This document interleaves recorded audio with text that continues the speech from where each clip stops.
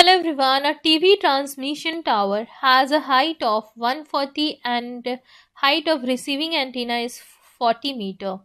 What is the maximum distance up to which the signal can be broadcasted from this tower in line of sight mode?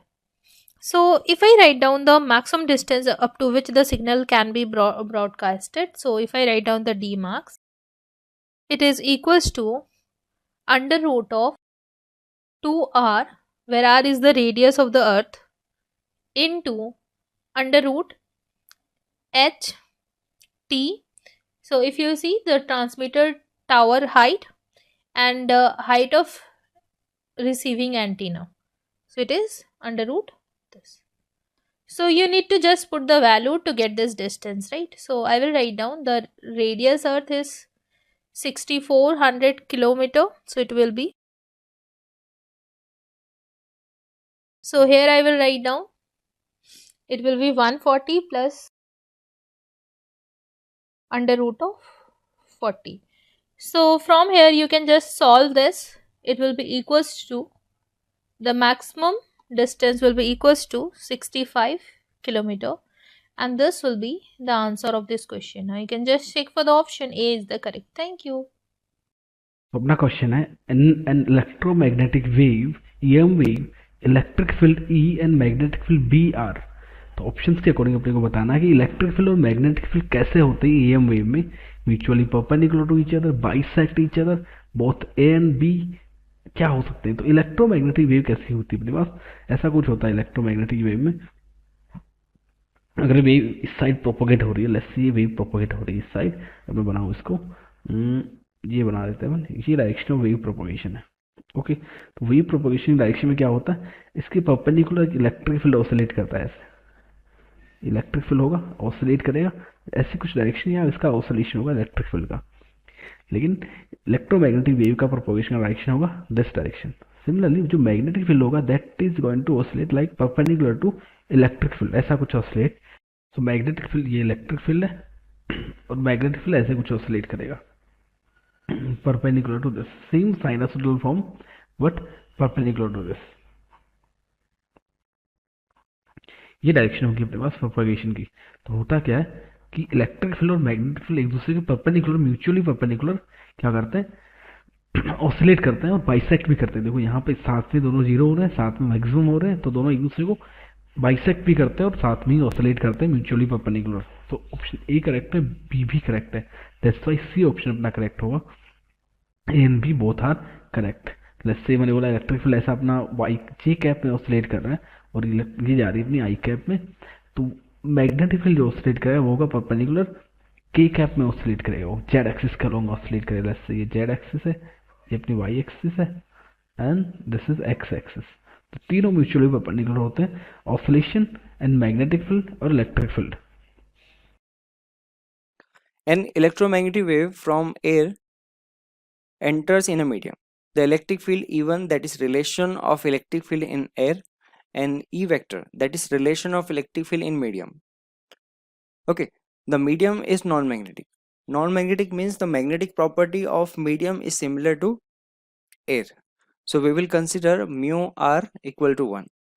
Epsilon r1 and epsilon r2 refers to relative permittivity of air and medium respectively. So which of following option is correct? So we have to find the epsilon r1 upon epsilon r2, means ratio of permittivity of air and medium.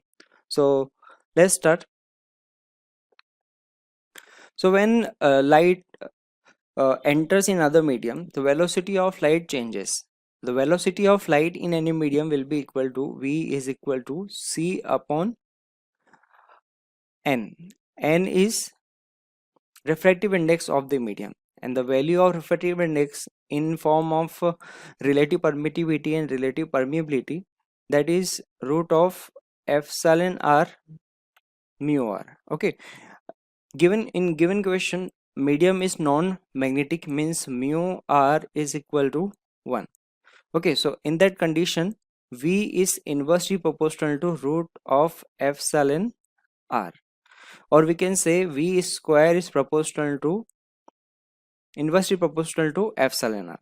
So epsilon r1 upon epsilon r2 will be v2 square upon v1 square. v2 square is the velocity of light in medium, that is v square, and v1 is the velocity of light in air, that is c square. So we have to find the ratio of v square upon c square. Now we will find v from relation of electric field. In that relation, that is for air and that is for medium. So in air, velocity of light is c, and velocity of light in medium will be equal to coefficient of t upon coefficient of z. Okay, as we know from wave, the ratio of coefficient of t and the coefficient of z, omega upon k, that is velocity of light. So v2 will be equal to c upon 2. Okay, so we will put that value in that equation. Epsilon r1 upon epsilon r2 is equal to c by 2 square upon c square. Okay, so that is 1 by 2 square. So we will get value epsilon r1 upon epsilon r2 is equal to 1 by 4.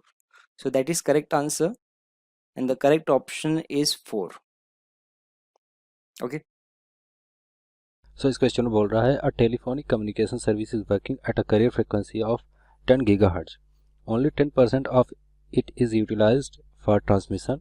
ठीक है, so पूछ रहा है how many telephonic channel can be transmitted simultaneously if each channel require a bandwidth of 5 kilohertz. यहाँ पर given है हमें कि जो कैरियर फ्रिक्वेंसी है वो 10 गीगाहर्ट्ज की है. ठीक है, तो carrier frequency F equals to दिया है हमें एफ सी, अगर देखें तो ये दिया है 10 गीगाहर्ट्ज, तो इसको हम लिख सकते हैं 10 इंटू 10 पावर 9 के. ठीक है, तो ये हो गया 10 टू पावर 10. अब बोल रहा है इसका सिर्फ 10% यूटिलाइज किया जा रहा है ट्रांसमिशन के लिए. तो हाउ मेनी चैनल्स पूछ रहा है, कितने चैनल्स जो है ट्रांसमिट किए जा सकते हैं 5 गीगाहर्ट्ज के. सो लेट्स से कि नंबर ऑफ चैनल n हो गए, तो n इंटू कितना हो जाएगा 5 किलोहर्ट्ज, तो 5 इंटू 10 टू पावर 3, और ये इक्वल होंगे कितने के, इसके 10% के. तो 10% मतलब 10 बाई 100 और डिवाइड मल्टीप्लाई बाय हो जाएगा जो कैरियर फ्रिक्वेंसी है 10 टू पावर 10 के. सो इसको देखते हैं, यहाँ से आ जाएगा 10 से ये 10 कैंसिल आउट. ठीक है, 10 मल्टीप्लाई या इससे यहाँ से आ जाएगा n इक्वल्स टू निकालेंगे तो ये हो जाएगा 10 टू द पावर 9, क्योंकि यहाँ से कैंसिल आउट हो जाएगा, 10 टू पावर 9 होगा. 10 टू पावर 9 डिवाइड बाई आ जाएगा 5 के, 5 इंटू 10 टू पावर 3 के. ठीक है, सो इसको हम ऐसा लिख सकते हैं, let's say 10 by 5 multiply by हो जाएगा 10 to the power 8 divide by 10 to the power 3 के. ठीक है, सो इसको लिख सकते हैं 2 इंटू 10 टू द पावर 5. सो यहाँ से n की वैल्यू हमें मिल गई, जो नंबर ऑफ चैनल ट्रांसमिट किए जा सकते हैं जिसकी बैंडविड्थ कितनी हो 5 किलोहर्ट्ज की हो, उसको नंबर ऑफ कितने हो सकते हैं 2 इंटू 10 पावर 5 चैनल्स जो है ट्रांसमिट किए जा सकते हैं जो कैरियर फ्रिक्वेंसी 10 गीगाहर्ट्ज की है उसके थ्रू.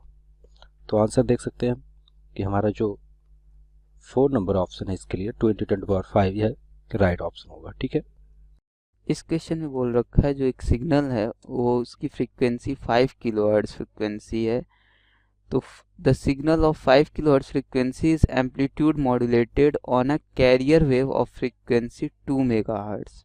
तो कैरियर वेव की फ्रीक्वेंसी क्या है 2 मेगाहर्ट्ज है, और ये जो सिग्नल है 5 किलोहर्ट्ज की फ्रीक्वेंसी की, ये amplitude modulated on carrier wave है. कैरियर वेव पे मॉड्यूलेशन हुआ है, एम्पलीट्यूड मॉड्यूलेशन हुआ. तो फ्रीक्वेंसी ऑफ रिजल्टिंग सिग्नल, तो रिजल्टिंग सिग्नल की फ्रीक्वेंसी हमारे 3 तरीके से होती है, omega carrier plus omega of modulated wave, omega and then omega carrier. Carrier wave क्या करता है, इस ओरिजिनल फ्रीक्वेंसी को कैरी करता है. तो कैरियर वेव की फ्रीक्वेंसी हमेशा हमारे पास क्या होती है, ज़्यादा होती है, और वो कैरी करता है ये मॉड्यूलेटेड वेव की फ्रीक्वेंसी को. तो अब हमारे पास कैरियर वेव की फ्रीक्वेंसी क्या दे रखा है, ओमेगा सी जो दे रखा है वो 2 मेगा हर्ट्ज दे रखा है। मेगा मीन्स क्या होता है 10⁶, तो इसको किलो हर्ट्ज में करेंगे तो 2000 लिख सकते हैं, इतना किलो हर्ट्ज आ जाएगा। और ये वैल्यू क्या आएगी 5 किलो हर्ट्ज। तो जब इसको सम करेंगे तो 2000 प्लस 5, एक फ्रीक्वेंसी हो जाएगी 2000 इटसेल्फ, एंड देन एक फ्रीक्वेंसी होगी 2000 माइनस 5। मीन्स कौन कौन सी 3 फ्रीक्वेंसी वो कैरी करके चलेगा, रिजल्टेंट सिग्नल होगा वो 2005 एक कैरी करेगा, एक 2000 कैरी करेगा और देन एक करेगा 1995 किलोहर्ट्ज। तो इट मीन्स ए ऑप्शन जो है इस क्वेश्चन के लिए राइट ऑप्शन है। इस क्वेश्चन में क्या बोल रहा है, रेड एलईडी है वो इमिट करता है लाइट जिसका पावर क्या है 0.1 वाट है, और amplitude of electric field strength पूछ रखा है एट अ डिस्टेंस 1 मीटर। तो हम कैसे कर लेंगे इस क्वेश्चन को, सबसे पहले पावर जो रेडिएटेड होता है वो हमारे पास क्या होता है, power radiated is equal to I/C होता है। अब हम इसको थोड़ा सा सॉल्व करेंगे तो इंटेंसिटी यूज हो गया हमारे पास, एनर्जी डेंसिटी पूछ रखा है, electric field amplitude of electric field पूछ रखा है, लेकिन एनर्जी डेंसिटी जो होता है इलेक्ट्रिक फील्ड का वो क्या होता है 1/2 E², energy electric field strength का होल स्क्वायर।